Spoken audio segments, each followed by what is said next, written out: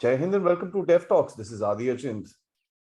I have with me, as all of you can see, Professor M.D. Nalapat, someone whose voice on China is recognized and who analyzes and understands what's happening behind the red curtain.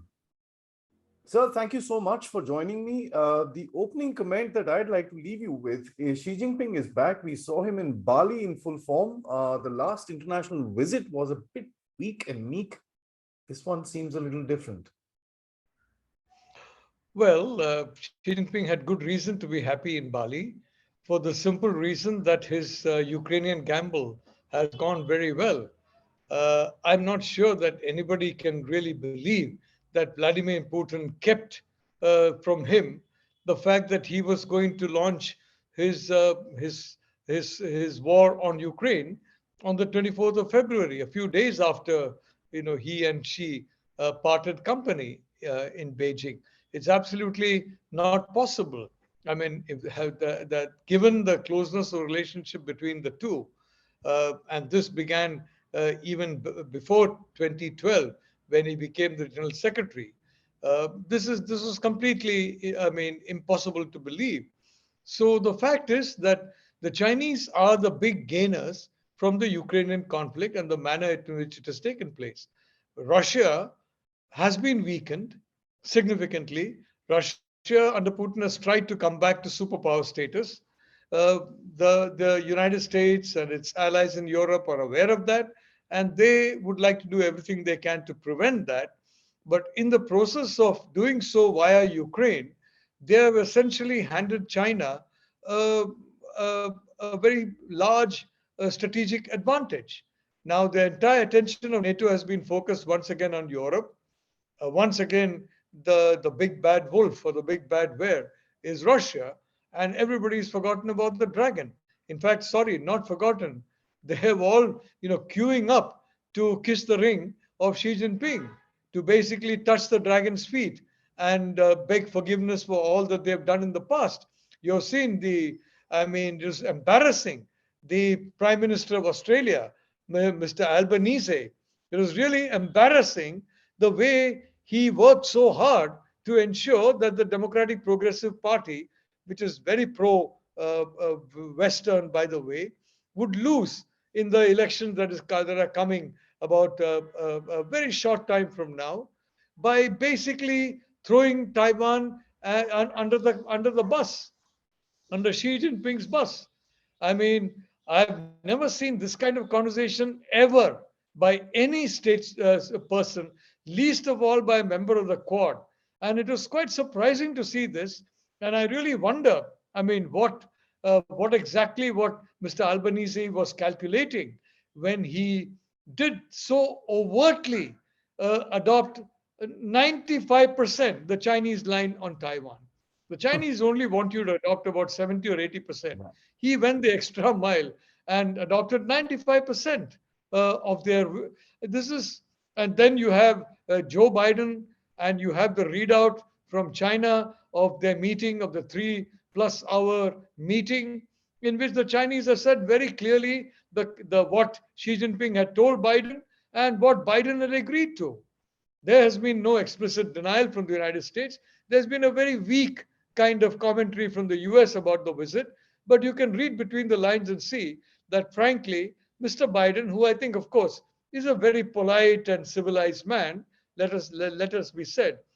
I mean, frankly, he got the worst of that deal, Mm. because today it's very difficult to take him seriously when he comes on stage in some locations and poses as someone who wants a free and open Indo Pacific. He wants an Indo Pacific that is free for Chinese dominance and open to anyone whom the Chinese allow. That is unfortunately what has been conveyed in the readouts of the Bali meeting. So Mm. Xi Jinping was a very, very happy man indeed. And those in his party who stood by him and who basically supported him to be the undisputed supremo of the Chinese Communist Party, they must be saying, yes, we chose the right man. Right, man. Mm. Indeed, sir. That's the subliminal messaging which is being put out there by these leaders is pretty interesting. considering that the China, what do they want from China is something that we must understand, because China itself is in a bit of a crisis, sir.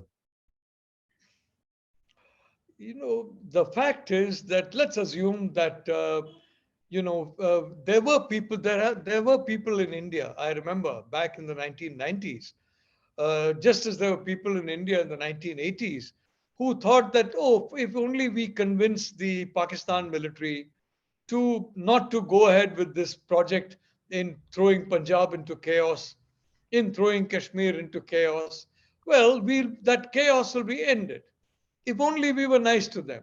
And Hmm. of course, a policy that was followed by a lot of people, unfortunately, until quite recently, of basically supporting parties in Kashmir that were basically running with the hare and hunting with the hounds, very openly, very visibly, and very clearly. So, frankly, I mean, I'd like to say I don't know what they were thinking, but one thing they have been thinking, which is they have thought it out loud, that China is the key to ensuring that Putin stop his war in Ukraine. Now, China is the country. If you would have read some of my writings, you would have read some of my appearances on. I've been saying right from the middle of March onwards that the one country, the leadership of the one leadership that is very intent on this war continuing is not so much Russia. It's China. It is China. It is Xi Jinping.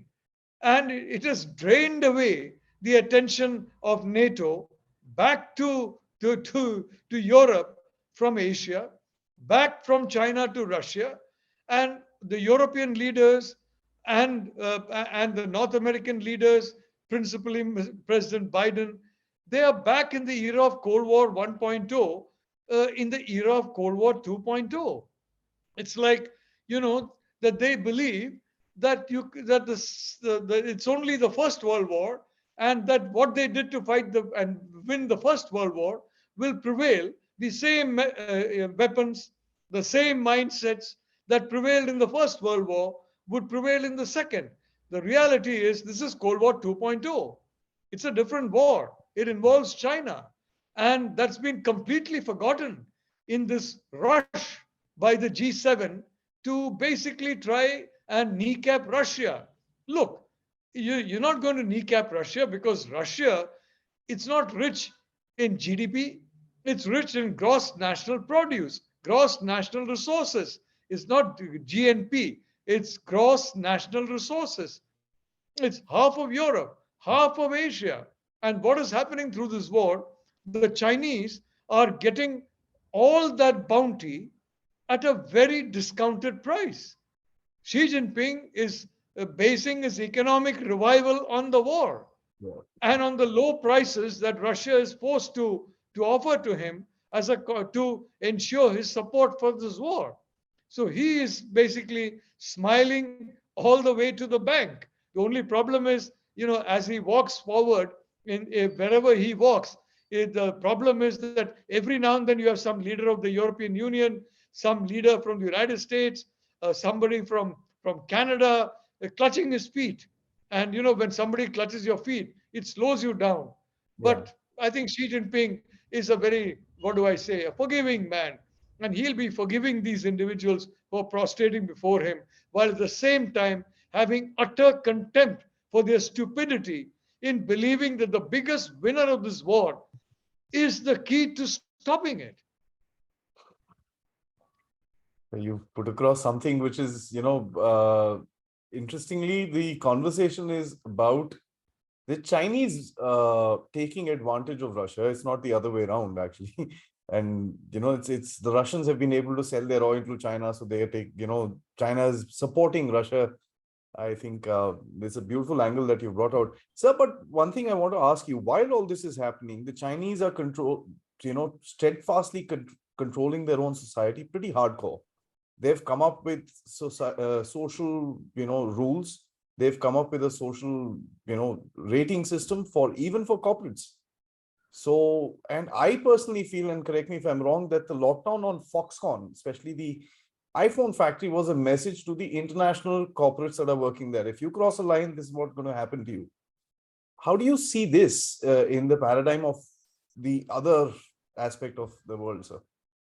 Look, Xi Jinping, you can see he delights in basically going on spectacles where he's in a jeep and soldiers on either side of him taking their salutes, talking to them, meeting the PLA generals. He loves the PLA generals. A lot of his input comes from the PLA generals. So he's basically very much in the mold of Lin Biao, more than even Mao Zedong. It's Lin Biao, the defense minister under Mao, who oversaw the Cultural Revolution and who thought that basically the gun should control the party because he controlled the gun on behalf of Mao, of course. And of course, Mao realized that, and Lin Biao was sent away and frankly lost his life. But the fact of the matter is, Xi Jinping has basically been preparing China for a conflict with the democracies. He has done this in plain sight. And the problem is like, Osama bin Laden being caught at Abbottabad near a military camp. When you're hiding in plain sight, nobody looks at you. Yeah. Let's say, for example, I believe long back, for example, after the dastardly killing of Rajiv Gandhi, I mean, there were reports of sightings of Shivarasan, the one-eyed chap, moving around some small towns of Tamil Nadu fairly openly. The fact is that people who saw him, they couldn't believe it was Shivarasan. Shivarasan would never do this, come out in the open. So sometimes hiding in plain sight is the best form of hiding, you know. And I mean, to be frank with you, the reality is that Xi Jinping is in plain sight preparing China for war. He is telling the Chinese people in a language that they can understand, a language that goes back to the years of civil war, goes back to the years of the Korean War and the many tensions with the Soviet Union, with the United States that China had with the KMT-led Taiwan. That look, I'm not going to give you anything other than a lot of trouble, a lot of problems, because we are engaged in an existential conflict with a bitter enemy that is out to demolish us and out to diminish the great Chinese people. He is selling the narrative that it is not China that is a danger to the world, which I think all of us, at least, you and me, I'm sure, we agree to that.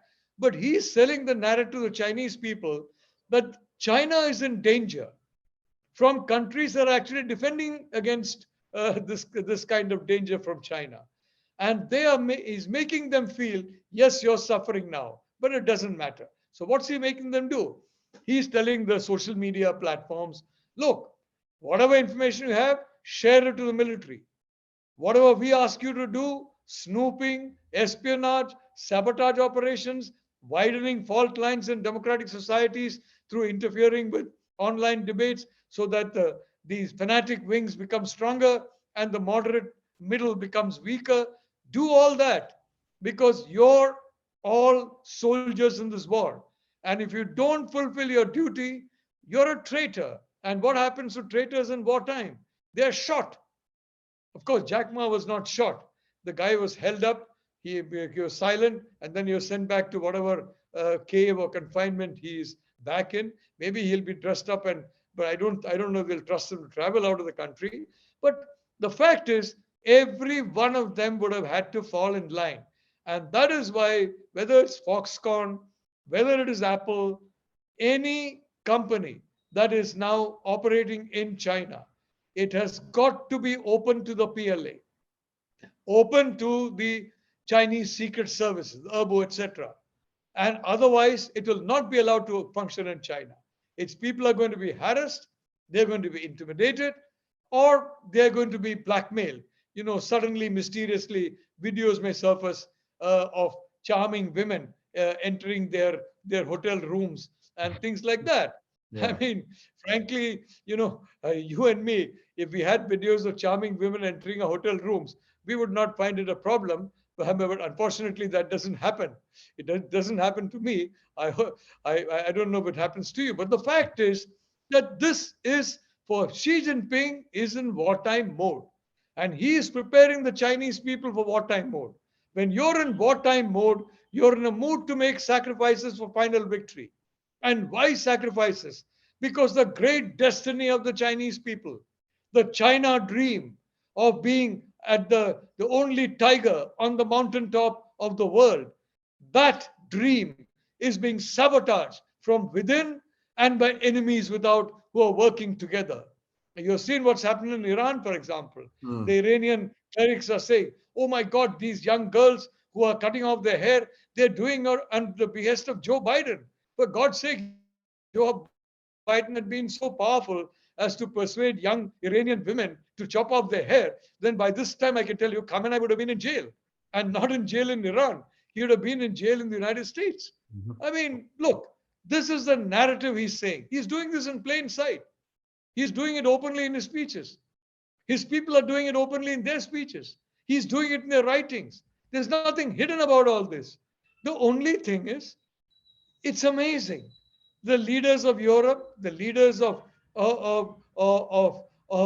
North America, and poor Justin Trudeau was given the smack, the figurative smack on his, on his backside that Xi Jinping felt that he deserved. The fellow has got so much benefit from companies that benefit from China.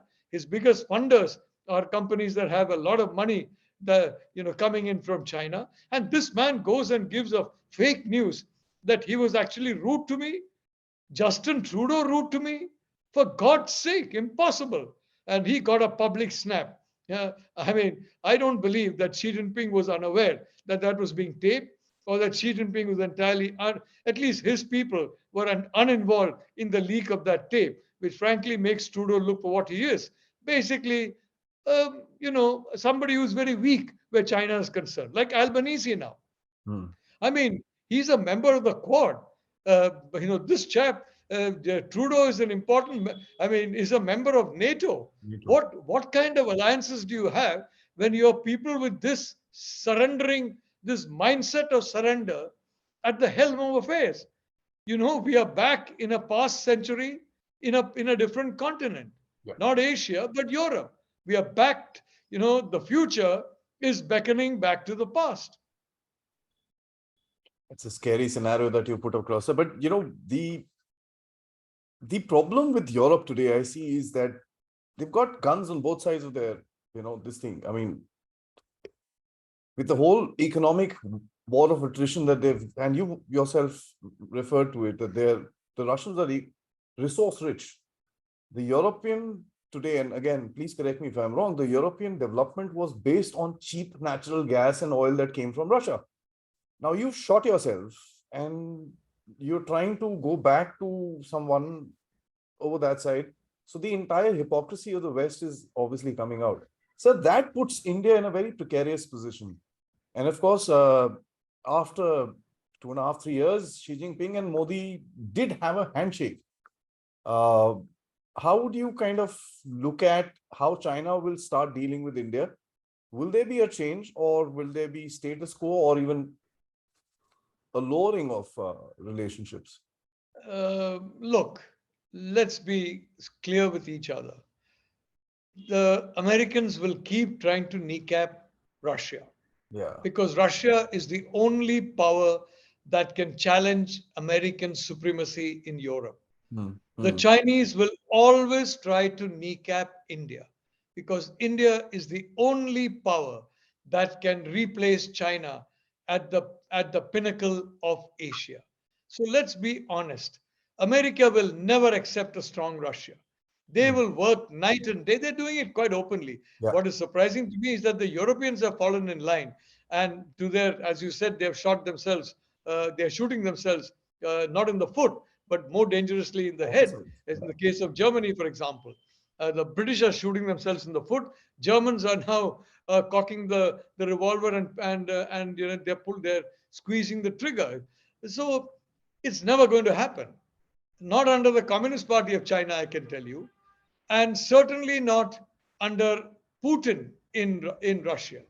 If you had a Yeltsin, if you had a Gorbachev, but even when you had a Yeltsin and a Gorbachev, what did you find?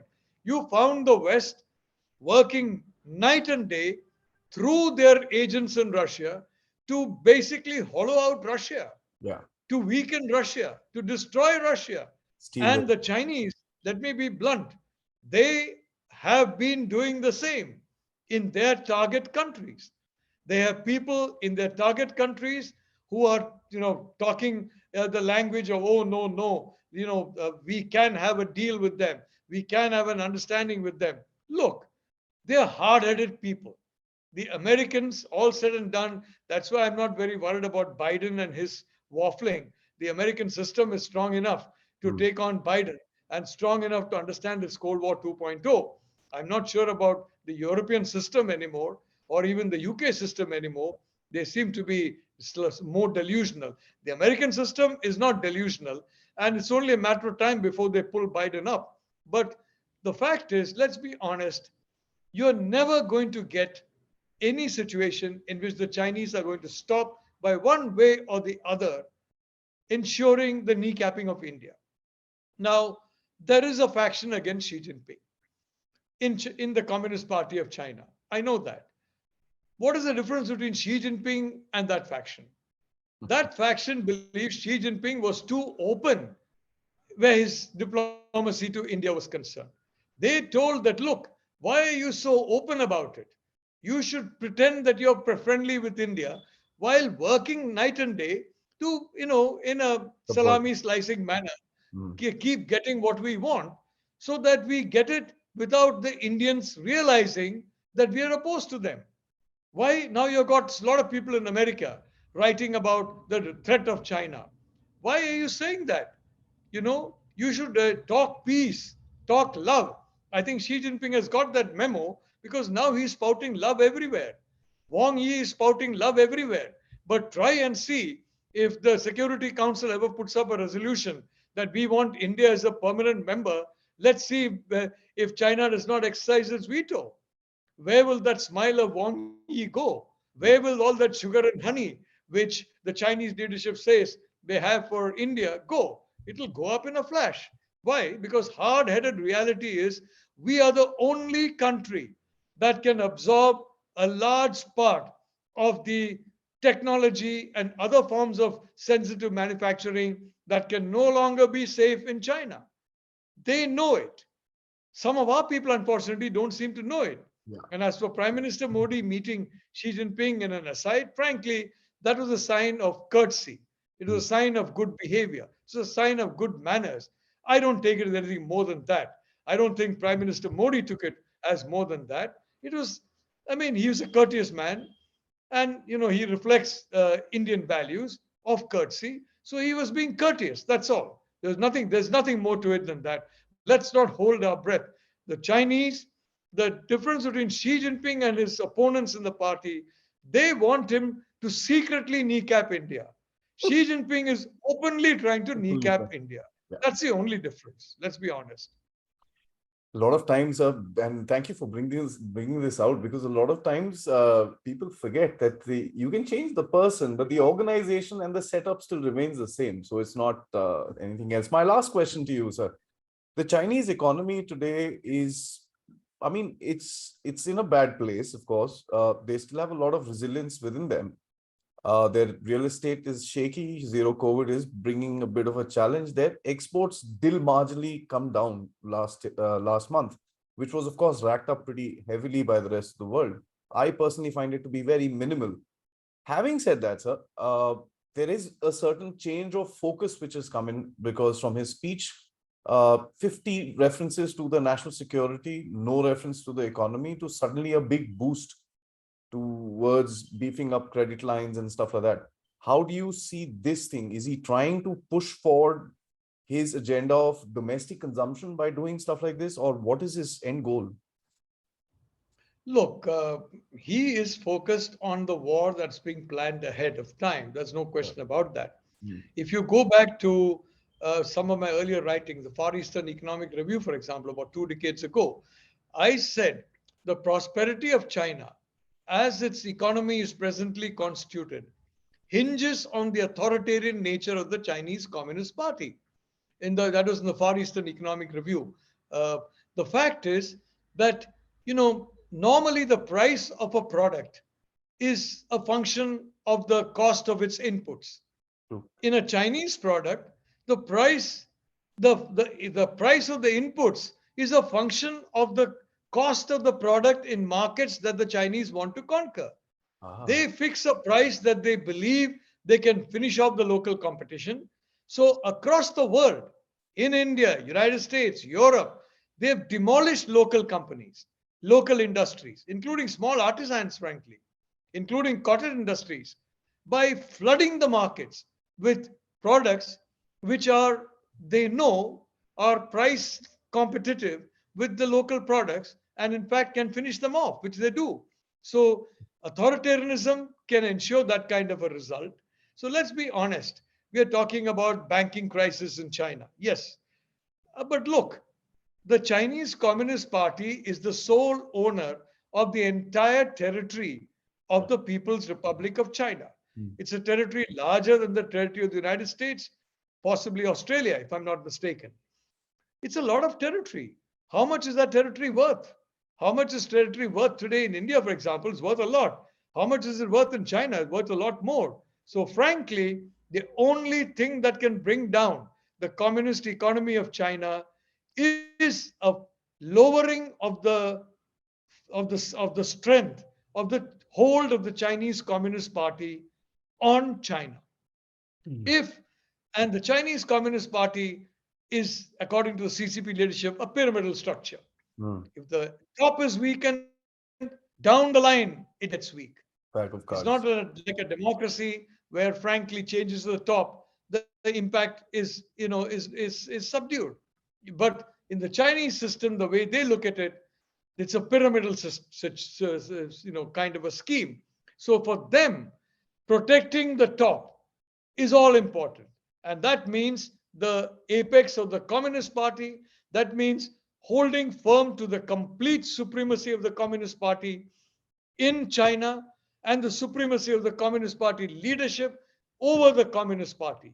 Because the way their economy is structured, if that is assured, then they have a lot of leeway in basically remodeling their economy into a war economy. And I believe, at least from 2015, 2016 onwards, Xi Jinping has been modeling the Chinese economy into a war economy. He's been putting the focus back on manufacturing. He's been putting the focus on using of technologies to soak up metadata and to basically ensure that this data is handed over to the PLA, to basically in artificial intelligence machines that can help the military and the society is basically cleared of any element which is opposed to the war. He is making China a war economy and a war society. And the point is, it's taking place in plain sight.